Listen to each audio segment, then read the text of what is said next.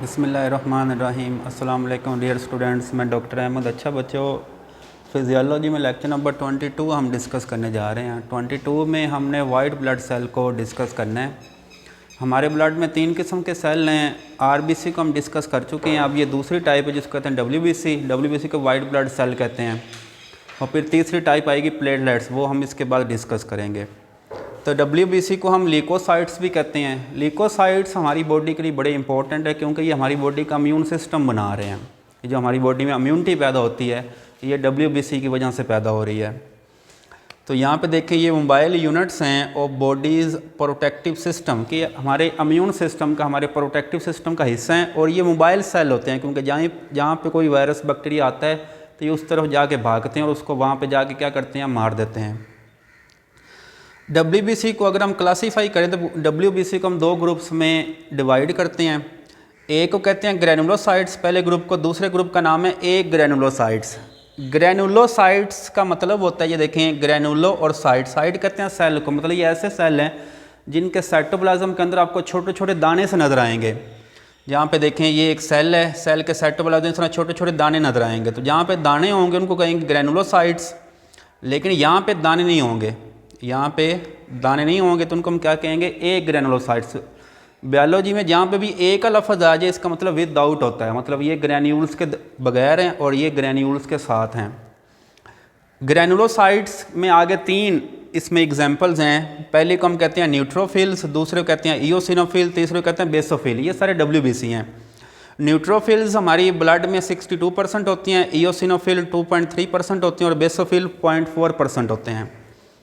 और ये वाले हमारे पास जो ए ग्रैनुलोसाइट्स हैं, इनके आगे 2 टाइप्स हैं। एक को लिम्फोसाइट कहते हैं, दूसरे को मोनोसाइट कहते हैं। तो लिम्फोसाइट 30% होते हैं और मोनोसाइट 5.3% होते हैं। इसके बाद हम बात करते हैं टोटल नंबर ऑफ डब्ल्यूबीसी कि एक नॉर्मल बंदे में डब्ल्यूबीसी की तादाद कितनी होती हैं। एवरेज जो इनकी जो तादाद है वो 7000 पर क्यूबिक मिलीमीटर होती है। मतलब अगर आपके पास 1 क्यूबिक मिलीमीटर ब्लड हो तो उसमें कितने डब्ल्यूबीसी होंगे, 7000। लेकिन इनकी जो रेंज है, रेंज आ सकती है 4000 से 11000 तक। इसके बाद हम बात करें normal values of each type of WBC कि ये जो डब्ल्यूबीसी की बेसिकली ये 5 टाइप्स हैं, इनकी नॉर्मल वैल्यूज़ कितनी हैं।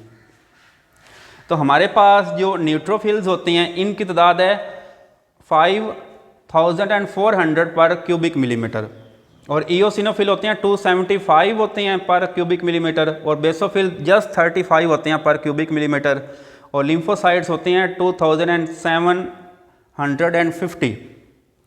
लेकिन जो मोनोसाइट्स हैं ये भी 450 तक होते हैं पर क्यूबिक मिलीमीटर ब्लड में। ये इनकी सबकी नॉर्मल वैल्यूज़ हैं, ठीक है। अगर इनकी वैल्यू कम या ज़्यादा हो जाएं तो फिर हम कहते हैं कि इसमें कोई इन्फेक्शन या कोई डिसऑर्डर पैदा हो गया है। केमिकल नेचर की बात करें कि डब्ल्यूबीसी किस चीज़ के बने होते हैं, कि all WBC rich in nucleoproteins. मतलब इसके अंदर ये देखें न्यूक्लियस है, न्यूक्लियस के अंदर डीएनए होगा और 7 प्रोटीन्स हैं। ग्लाइकोजन के अंदर होता है, ये एक पॉलीसेकेराइड है। कोलेस्ट्रॉल होता है और लिपिड्स होते हैं। कोलेस्ट्रॉल भी एक लिपिड है। तो न्यूक्लियोप्रोटीन्स, ग्लाइकोजन, कोलेस्ट्रॉल, लिपिड्स का ये डब्ल्यूबीसी बने होते हैं। और फिर अगर हम डब्ल्यूबीसी के लाइफ स्पैन की बात करें, हमारे पास जो ग्रैनुलोसाइट्स हैं, ये देखें, ये जो तीनों ग्रैनुलोसाइट्स हैं, इनकी जो लाइफ स्पैन है ये ब्लड के अंदर कम होता है, टिश्यूज़ के अंदर ज़्यादा होता है। अब देखें, इनका जो लाइफ स्पैन है ये ब्लड के अंदर 4 to 8 आवर्स, मतलब 4 से 8 घंटे तक ज़िंदा रहेंगे, उसके बाद ये ख़त्म हो जाएंगे।